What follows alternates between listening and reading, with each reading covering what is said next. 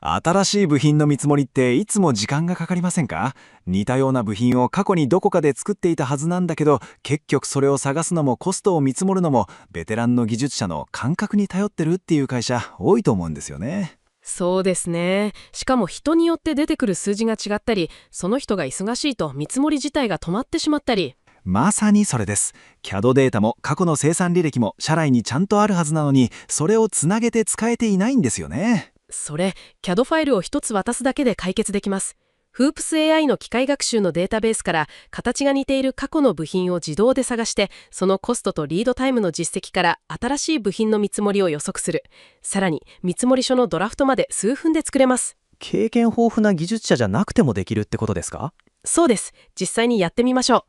まずこの CAD ファイルを読み込みます。バックエンドでは Hoops AI が動いていて、アップロードが完了するとこうしてリンクが返ってきます。このリンクを開くと、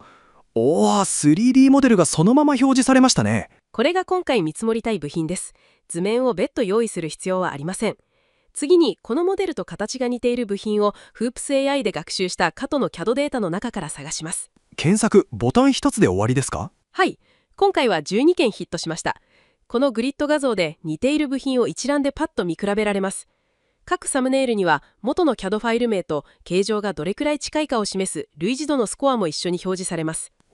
形だけでこれだけ近いものが見つかるんですね。スコアとファイル名がついているから、どれが一番近いかも、後で PLM、ERP のどの記録に対応するかもすぐわかりますね。あとはヒットした部品のファイル名をキーに社内の PLM、ERP システムへ過去の生産記録を問い合わせます。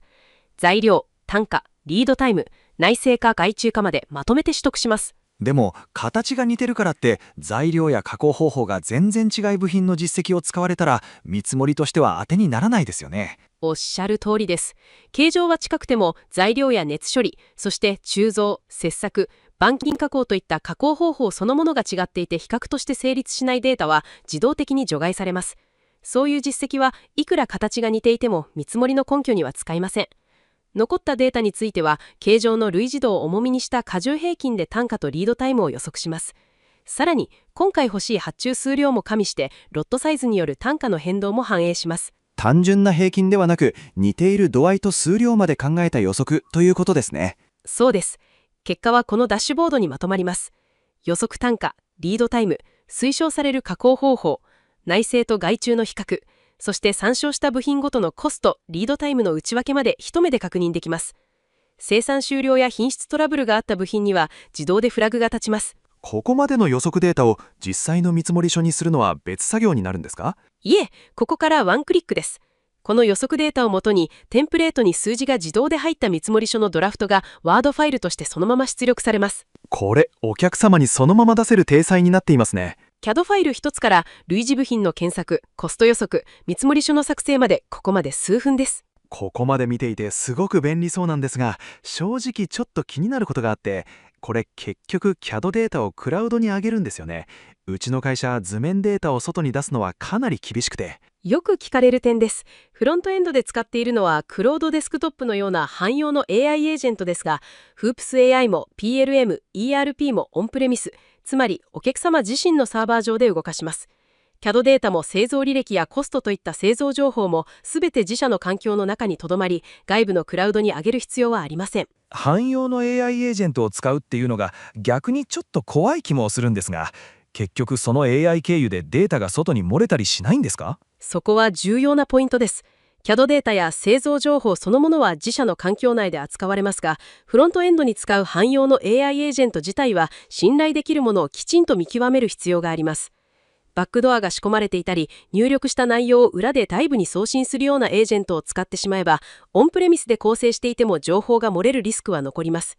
だからこそ、提供元が明確で動作が検証された信頼できる汎用の AI エージェントを選ぶことが前提になります。それなら情報システム部門も判断しやすそうです。もう一つ、これ動かすにはエンジニアじゃないと難しいんじゃないですか？コードを書いたりサーバーを管理したり。そこも誤解されやすいんですが、今回のような似ている部品をどう絞り込むか、どのデータを比較対象から除外するか、コストをどう計算するかといった判断のルールは、すべてスキルファイルという一つのファイルに日本語などの自然言語で書かれています。